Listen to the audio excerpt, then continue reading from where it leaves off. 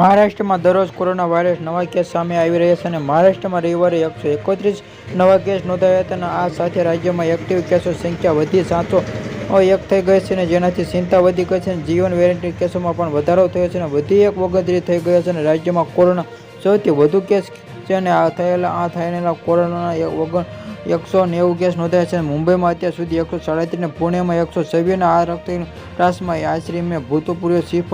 રમણ ગંગા ઠેક કરીને આ ટ્રાન્સફર કરેલા કોરોના કેસમાં તીવ્ર વધારો જોવા મળ્યો છે અને દેશમાં 841 નવા કેસ નોંધાયા હતા અને બીજી તરફ પુણેમાં જેવા સૌથી વધુ કેસ નોંધાયા છે અને અહીં જે કેસની સંખ્યા 15 છે અને આ પ્રકારનો પહેલા કેસ કેરળમાં આવ્યો છે હતો અને 79 વર્ષની મહિલા તેનાથી સક્રિય જોવા મળે છે. બીજી તરફ રવિવારે દેશમાં કોરોના 841 નવા કેસ નોંધાયા જે